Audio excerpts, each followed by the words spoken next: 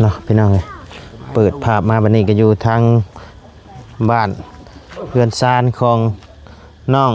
หลานน้อยเพิ่นพี่น้องเลยมาหาทางประตูอาเลียเนาะมาหาทางประตูอาเลียพี่น้องเลยได้ยินข่าวว่าซื้อโอ้ได้โทรศัพท์ใหม่บ่ชื่อโทรศัพท์ใหม่บ่โทรศัพท์ลูกชายบ่โอ้rồi phê lá phê nào rồi phải bay thăm ngàn đây chưa đi ไปทำงานได้ชื่อโทรศัพท์นี้โดยใช้บ่ได้ก็สิใช้ใช้นี่ก็ได้นี่นี่โอ้ยังใช้ได้อยู่บ่นี่นะใช้ได้ก็ใช้เบิ่งเบิกใช้บ่ได้นี่เห็นใช้มือตื่นอยู่ตื่นครับแม็กก็บ่ได้ขึ้นใช่บ่ได้แต่บ่นี่นะโทรศัพท์ตายโดยเอาไม้ให้ยังฉันนี่นะโอ้เสียดายเงินกับปะอยู่นี่แล้วเสียดายเงินนะปะอยู่นี่โดยนี่ไว้ตัวนี้ก็ได้นี่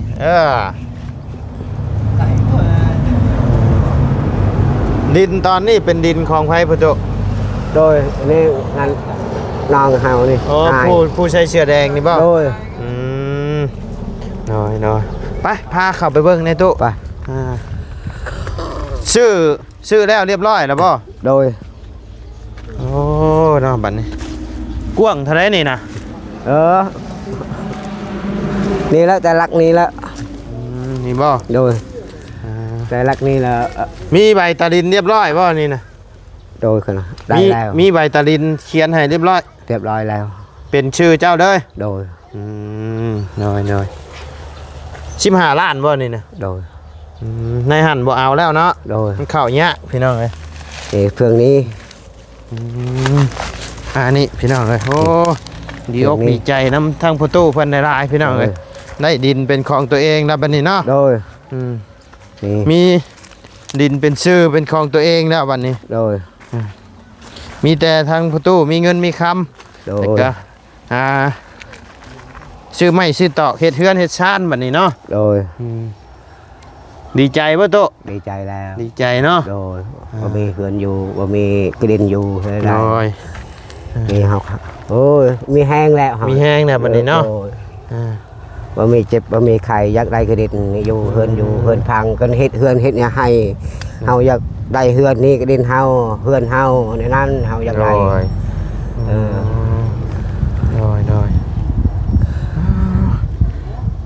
สมมติว่ามีทั้งผู้ใหญ่เพิ่นเฮ็ดเฮือนอีชานให้ชวนมันนี่เพิ่นนี่ได้ใช่ปะนี่กวาดหลังไปกวดทิ่มเลยโดยเพิ่นบ่ให้บ่เพิ่นบ่ได้ขอไว้ก่อนบ่ว่าให้อันกลมันกลหยังแล้วก่อนบ่เนาะโดยน้อยเพิ่นชื่อให้มื้อวานนี่บ่นี่น่ะโตโดยชื่อมื้อวานนี่เนาะแต่วันเช้าแต่วันเช้าชื่อประตูสิย้ายไอ้กระต๊อบมาอยู่พี่บ่บัดนี้กันเฮาย้ายหลังเฮือนอยู่พุ่นเฮาอยากตั้งอยู่พุ่นแล้วสิหาคนยกมาพี่บ่บัดนี้ยกบ่ได้แล้วขุดเด้เอาขุดแบบหาไอ้สว่านยกเคลื่อนมาตั้งอยู่พี่บ่ได้บ่ใช่ได้อยู่กันแห่งหลายคนน้อยโอ้กล้วยกันเนาะสุดแต่เพิ่นจะเกิดพี่น้องเลยกล้วยนี่แบงถือนี่แล้วใช้แคมนี้รถนี่เนาะโดยเฮ็ดประตูออกได้จะออกทางไหนบัดนี้ตัดใหม่พอใช้น้อยเดียวนี่อยู่หันเนาะโดยใครอยู่พี่น้องติดกับเพื่อนทางน้องลาน้อยเพื่อนพี่น้องเลยเพราะว่าเพื่อนน้องลาน้อยเพื่อนเข้าง่ายอยู่เนาะเข้าออกง่ายอยู่พี่น้องเลย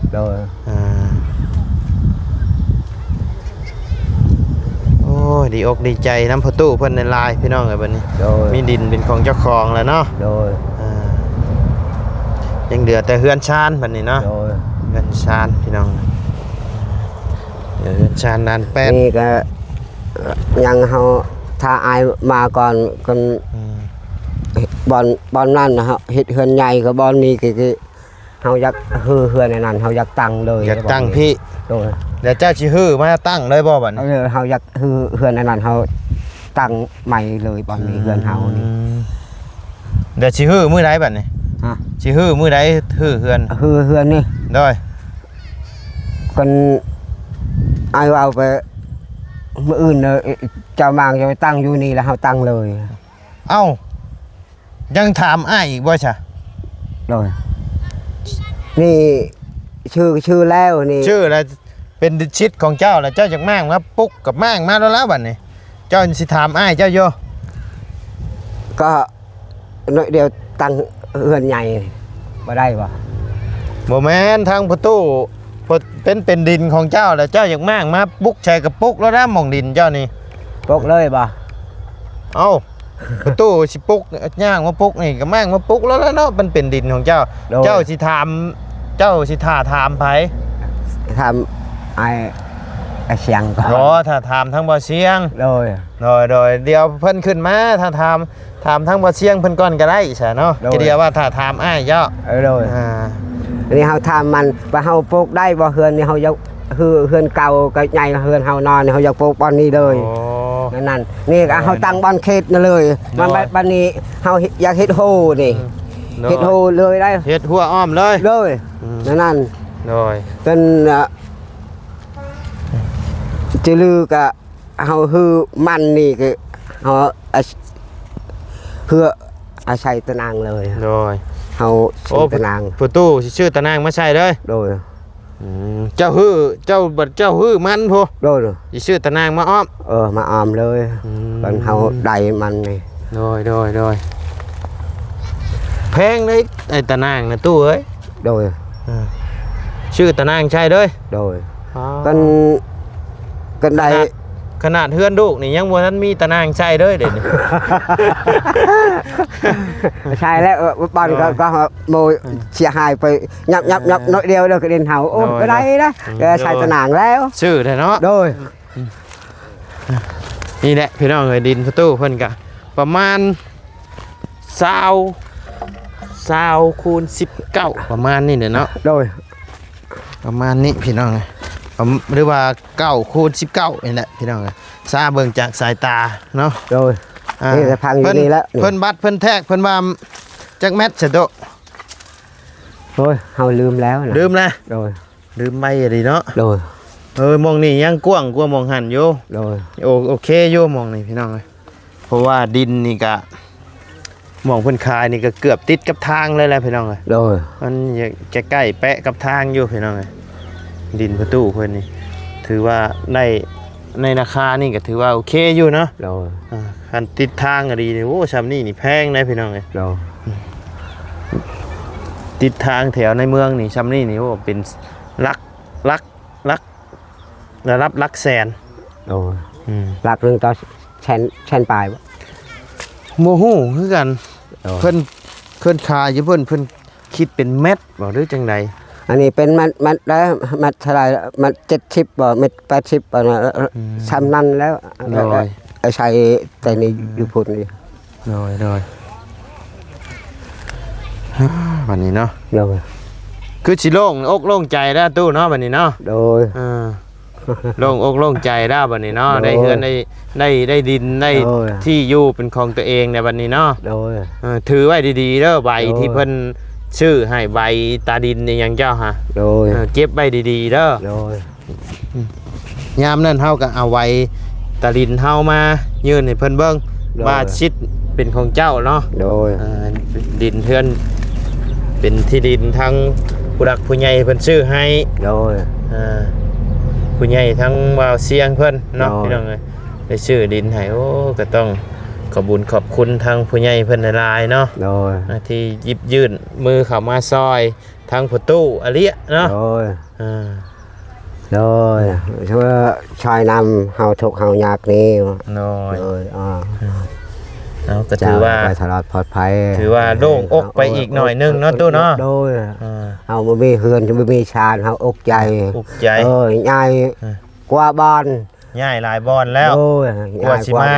อยู่นี่ก็ย้ายมาเป็นทะเลบอน โดย กว่าสิได้เป็นของเจ้าของในมื้อนี้เนาะ โดย ลำบากลำบนหอบ ลำบาก พาลูกพาเมียหอบ โอ้ หันหอบนี่อยู่เนาะตู้เนาะ โดย โดยพาลูกหอบใต้หอบเหนือโยพี่น้องเลย โดย เพราะว่าดินบ่แม่นดินเจ้าของเด้เฮามาปลูกเด้เพิ่นให้ออกยามใดเฮาก็เลยออกเนาะ โดย เพิ่นสิเฮ็ดเพิ่นสิปลูกเฮือนปลูกชานหรือว่าเพิ่นสิขาย โดย เพิ่นก็บอกเฮาแล้วเฮาก็ต้องจำเป็นต้องได้ออกต้องย้ายออกพี่น้องเลย โดย อยู่บ่ได้เนาะ โดย อืม เนี่ยดีใจแล้ว นี่ อยากบ่ได้อกบ่ได้ใจดอก พา ได้ ลูก ก็ได้ หอบ ลูก หน้าหอบหลังอยู่แหละพี่น้องเลย โอ้ย บัดนี้ก็โล่งแล้วบัดนี้เนาะคัน โดย คันว่าเว้าในแบบนั้นก็นอนตายตาลับแล้วบัดนี้เนาะตู้เนาะ โดย อ่า นอนก็นอนตายอยู่นี่ อืม ไดดินไดเฮือนไดชาน โดย โดยอย่างนั้นคือแม่เฮาเมียเฮาคือลูกเฮาไม่รู้จักคนลาว โดย แล้วเฮาเว้า โดย พอเฮาเว้าแบบนั้นพอเฮาแบบอันนี้ โดย นี่ก็ดินนี่ เจ้าญาปะเจ้าญานี่ โดย เจ้าอยู่เฮ็ดเฮือนเฮ็ดชานอยู่บ้านนี้ โดย แล้วตายก็ตายอยู่บ้านนี้แล้ว โดย อย่า เป็น ไป เป็นของเจ้าเลยเด้ เป็นของเจ้าบ้านนี้ โดย เฮาไปแล้ว อ่า นั่น สมมติประตูบ่อยู่เนาะ โดย อ่าช่างลูกช่างเต้าไว้ได้ โดย โอ้ย นั่นให้เว้า โดย เผาสั่งลาแท้เนาะ โดย ยังหาสิได้ดินนี่ก็บอกไว้นี่แหละเนาะตู้เนาะ โดย อ่าบอกไว้ทางประตูเพิ่นก็ดีอกดีใจแหละพี่น้องเอ้ยก็เลยบอกลูกบอกเต้าไว้ โดย กันก็สมมติว่าทางประตูล่มหายตายจากเนาะ โดย บอกลูกบอกเต้าไว้พี่น้องเอ้ย โดย ว่าดินตอนนี้นี่เป็นชื่อของพ่อเนาะ โดย ทั้งผู้ใหญ่เพิ่นได้ชื่อให้แล้ว โดย เป็นสิทธิ์สมมุติประตูบ่อยู่แล้วก็สิทธิ์นี่ขึ้นอยู่กับลูกกับเต้าเนาะ โดย ให้ลูกเต้าประสานงานต่อ โด เนาะ ย แต่ว่าบ่ฮู้ว่าทั้งลูกเพิ่นนี่สิสิดูแลซำใดหรือว่าห้องประตูต้มหายตายจากไปบัดไปขายได้สตุ โดย อืม นั่นนะเว้าหน่อยเดียวเรื่องคายเรื่องอันนั้นวัดชัดตายกาดินนี่แล้วคายก็บ่ได้คาย ขายก็บ่ได้ขาย โด เนาะ ยอันนั้น โดยอันนี้ก็ถือว่าเพิ่นใจดีและเพิ่นแบ่งให้นี่เนาะ โดย เพิ่นแบ่งให้พี่น้องไงแบ่งขายให้พอได้อยู่พอได้มีที่พักเช่า โดย อยู่ที่พักอาศัยเนาะพี่น้องไง โดย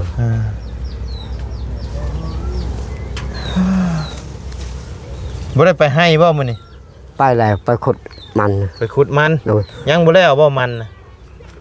หยังกว้างชำนี้ละเฮาเห็น ยังกว้างใช่มั้ยนี่ โดย ขุดปลูกบ่หรือว่าก้นไปขาย กดปลูก ปลูก โดย อันก้นไปขายนะเบิดแล้ว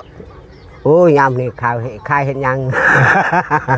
ต่อใหม่อีก โอ้ขุดปลูกเนาะ แล้วขดปลูกแบบนี้นี่ โดยตู้บ่ได้จ้างรถบ่ บ่มีแต่ขดเอา มีแต่ขุดเอา เงินก็บ่มีให้ได้ โดย ทางไงว่าจูดฮือไผ่ละ ปลูกยามนี่มันสิบ่ตายบ่ตู้คือว่าฮ้อนฮะ ฮ้อนมาทุ่มเลย ถมก็ดินมันฮ้อนมันบ่ตายบ่ บ่ บ่ตายเนาะ บ่ตาย ยันตายแล้ว แบบนี้ก็ตายแบบนี้ ตายแบบนี้เนาะ โดย แต่ว่าอยู่พงพูน่ะมันบ่ตายบ่ บ่ตาย มันเย็นเนาะตู้เนาะ ถ้าใช้แบบนี้เลยก็ทุ่มเอาบ่ตายพันตกแหงออกนั่น ประตูเพิ่นก็บ่ได้อยู่บ่ได้เช่าแล้วพี่น้องเอ้ยไปเวียกไปงานตลอดเนาะลูกมันอยู่ประตูเพิ่นก็พี่น้องเอ้ยคันบ่เฮ็ดก็แฮงบ่มีกิน บ่มี ต้อ กิ ง น สู้ซน กะเฮ็ดสิกินกันได้เฮ็ดแต่ล้านหนึงชื่อข้าวชื่อมักเผ็ดชื่อเกลือกิน โดย ได้ชำนั้นกินชำนั้นได้10,000กิน10,000ได้ 5,000 ก็กิน 5,000 นี่แหละ โดย ตายลูกเฮ็ดอายุ ฮะ กินข้าวแล้วนอน นอน โดย เดินไหนบัดนี้ ตายตาย บ่อันนั้นอาเตยกินมือหนึ่งแล้วเฮาได้อันนี้เด้อเงินเนี่ยชื่อมักเพชรชื่อเขา โดย ชื่อกิน โดย ดึงห้องลูกห้องเมียกิน โดย กินนำกัน อ่า ได้10,000 5,000 กินน้ำลูกกับเมียเนาะ โดย อ่า อันนั้น บัวได้เอาไปซื้ออย่างอื่นแบบแนว โอ้ยแบบโมไปได้เงินเลยโอ้ยไปโอ้ยว้าวน้องก็มีไป ไปใช้น่ะ ไปชบยาก็มี ไปฉุบยาก็มี ทุกแบบนั้น ทุกเนาะ โดย ขนาดบ่ได้เฮ็ดบ่ได้กินก็ยังบ่มีเนาะตู้เนาะ โดยบ่มี นับชายยังสิไปเด่นนั่นน่ะ โด เนาะ ย อ่า ก็ไล่หมูไป โดย ได้5,000นี่ไป โดย ไปชื่อเรากินทุกเมียอยู่เฮือนลูกก็ทุก โดย เฮ็ดอะไร อ้าว เกลือกินก็บ่มีผักมักเผ็ดก็บ่มี โดย แต่ข้าวกินก็บ่มี โดย ยาลูกหน่อย โดย ตาย ตาย โดย หน่อยคันใหญ่แล้วยังใครได้เนาะ กันใหญ่กับใครได้ เพิ่นหากินเองได้เนาะตู้ เฮา เนาะ นี่ม่วน โดย กินเหล้าก็มี โดย ทุบยาก็มี ทั้งประตูนี่เหล้าก็บ่ได้กินยาก็บ่ได้สูบ โด เนาะ ย บ่ได้เอาเลย โดย พวก บ่เอา สิ่ง เลย มึนเมาเนาะ โดยเมาก็บ่มีแบบเฮาก็ได้แช่นหนึงไปชื่อข้าวกินแล้ว โดย ได้ลูกได้เมียกิน โดย ได้ทำนั้นชื่อทำนั้น โดย ได้น้อยเดียวชื่อน้อยเดียว โดย ลูกคิดของเฮา โดย หมอคนโมนี่โอ้ยตามจิตใจ โดย เอาไปได้เบาดอกนะ โดย เรื่องไฟเรื่องมันเนาะ โดย นั่น แมน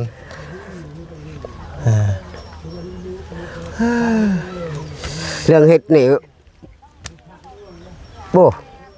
หมดบ้านโอ้แพ้เฮาดอกเฮ็ด เรื่องดุเรื่องมันนี่บ่ เด้อ อืม เรื่องเฮ็ด เรื่องเฮ็ดนี่ชูเจ้าบ่ได้เนาะ บ่ชูเฮาบ่ได้ดอก อืม เมื่อบ้านนี่ยังบ่ได้ฮือเฮาฮือก่อน อืม เฮาปลูกไม้อีก เจ้าปลู แม็ ก ดเฮา นะ แม็ดเฮาฮือมื้อนี้มื้ออื่นเฮาไปปลูก อืม เฮาพอพัง โดย ได้ต่อไม้อีก โดย บ้านนี้เงินเฮาได้นี่ อืม ชื่อเขากินชื่ออาหารกิน โดยโอ้พี่น้องเอ้ย โดย พายุมาเลย เราคิดของเฮา โดย เราคิดโมคือเฮาฮู้จักตามเรื่องไผเพิ่นมันแล้ว เฮาในนั้นเฮาเคยเฮ็ดเวียกแล้ว โดย โอ้ย อืม เออ เคยเฮ็ดเด้อเนาะ โดยเคยเฮ็ด ทางลูกชายเจ้านี่ไปเฮ็ดเวียกน้ำพ่อของน้องหลาน้อยเพิ่นนี่บ่ โดย พอได้ข้าวได้น้ำกินเนาะ โดย อ๋อเพิ่น มันน่ะให้เฮาบ่มีลูกเฮาไปเฮ็ดเวียกนำ เพิ่นก็ให้ข้าวให้น้ำ เฮาไข่เฮานำ โอ้ อันนี้เกลือเด้ออันนี้มักเผ็ดเด้อ โอ้ย ไปเมื่อกิน ยามบ่มีแล้วเอาน้ำเพิ่นเนาะ โดย ดี เพื่ แล้ อ วน พี่น้อง เพื่อนนี่แล้วชอยเฮา เมียเฮาเอาเด้อเพิ่นนี่ไปชอย โอ้ แต่ว่าเฮาก็บ่มีการมี ทางเพื่อนพ่อของน้องหลาน้อยเพิ่นนี่บ่ โดย โอ้จิตใจเพิ่นงามดีได้พี่น้องเอ้ย โดย เนาะชดชอยยิบยื่นมือเข้ามาซอยก็ถือว่าทั้งเฮือนน้องหลาน้อยเพิ่นนี่ก็ถือว่ากะ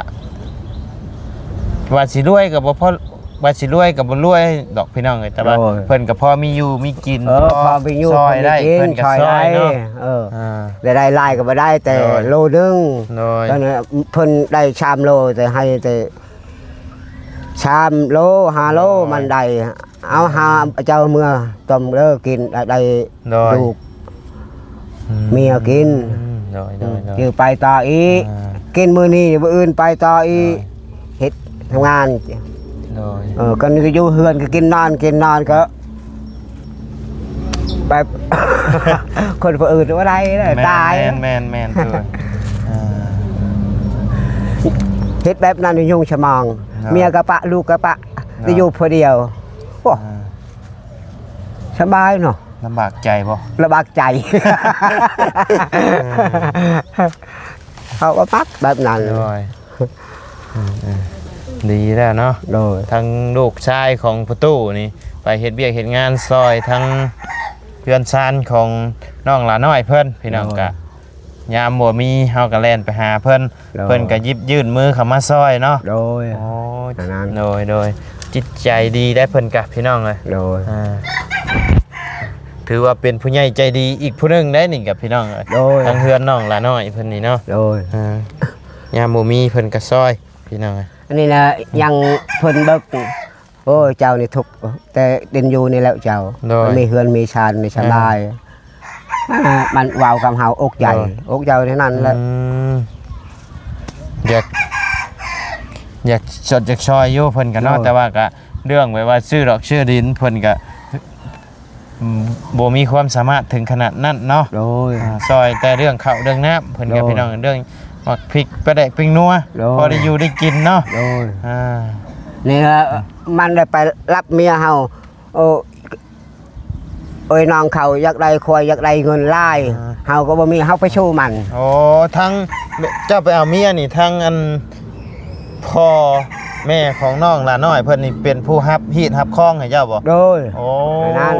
โดย มันเพิ่นมีแต่งเอา โดย บางคนบ่มีแต่เฮ็ดชวนเฮ็ดให้ก็อยู่นำกันกินนำกันแล้ว โดย นั่น โอ้ เจอไปเมื่อบัดนี้เมื่ออยู่เฮือนเฮา โดย แล้วเฮาอยู่บ่อนนี้ อ่า อยู่บ่อนอายนี้ เพิ่นอีโตนแล้วเพิ่นบ่มีผู้รับฮีดรับคล้องให้เจ้าแล้ว โดย ทั้งพ่อของน้องหลาน้อยนี่เป็นผู้รับฮีดรับคล้องให้เนาะ โดย โอ้ถือว่าเพิ่นโอ้พี่น้องเลยน้อยนักแล้วสิว่าแบบว่าเพิ่นสิรับฮีดรับคล้องให้เนาะ โดย ถือว่าใจเพิ่นก็ใจกว้างควางดีเนาะพี่น้องเอ้ยสามารถรับ บัด ฮีด นี้ รับคล้องให้ พ่อ ได้ แม่มันอยากได้ควายตัวหนึง อ๋อ เงิน80 ล้าน โดย บ่มี โดย แล้วเจ้าให้ไปจักล้านได้บัดนี้ นะเฮาให้แต่ล้านหนึง ให้ล้านหนึง โดยเฮาฆ่ามัน โดย เฮาบ่มีเลย โดย นั่น โดย นี่อายนี่ไปนำ โดย โอ้ยเฮารับในนั้นได้ โดย เจ้าเมื่อบ่มีก็ยากก็เฮ็ดชวนเฮ็ดให้ โดย เท่านั้นแล้ว โดยเอาโอเคฉันเนาะตู้เนาะ โดย ทั้งลูกก็สิได้ออกไปป้าเด้อบัดนี้เด้อ โดย โดยเอาสบายดีเด้อตู้เด้อ โด โด ย ย เด้อนี่นะ มามื้อนี้ก็บ่มีแนวมาผากมาต้อนได้ตู้เอ้ย โดย มื้อหน้าเด้อ โดย มาแสดงความยินดีกับประตูเพิ่นพี่น้องเอ้ย โดย ได้ที่งามๆอยู่แหละบัดนี้พี่น้องเอ้ยแบบปรับนิดๆหน่อยๆปรับคู่ลงนี่ก็คันนั้นก็ก้นไปเคลียร์ให้มันเพียงนิดๆหน่อยๆแทบสิบ่ได้เอารถมาปรับเลยพี่น้องเอ้ย โดย เพราะว่ามันเพียงแหละหม่องนี้เนาะ โด ตู้ ย เนาะ โดย เพียงแล้วเบ่ล่ะพี่น้องท่านมองนั่นนี่โอ้เลยปรับหลายพี่น้องอยู่พุ่น โอ้ย มองติดกับเพื่อนประตูนะ บ่ได้แล้ว อีกอย่างมันก็น้อยนะจะจ่อหนึงเนาะ โดย แต่ว่านี่ในกวางเติบอยู่พี่น้องเอ้ย โดย ดีอกดีใจน้ำเด้อตู้เด้อ โดย โดยมีดินเป็นของตัวเองแล้ววันนี้ เก็บยาคาย เนาะ ไปตลาด โอเคกลับป้านเด้อ โดย โดยไป้ามาขอไม้นะ เอา เอาโอเคเนาะพ่อแม่พี่น้องสำหรับคลิปนี้ทางบ่อไร่ก็จะได้ขอจบคลิปลงไปเพียงสำนี้กันเด้อพี่น้องเด้อขอบคุญขอบคุณพ่อแม่พี่น้องและ FC เบิดสุขุสุคนเนาะที่เข้ามาติดตามนะครับส้มทางซ่องบ่อไร่พะลุยเนาะพี่น้องสำหรับคลิปนี้ก็ล่ำลาแล้วพี่น้องเอ้ยสบายดีเด้อเนาะพบเจอกันในคลิปหน้าเนาะไป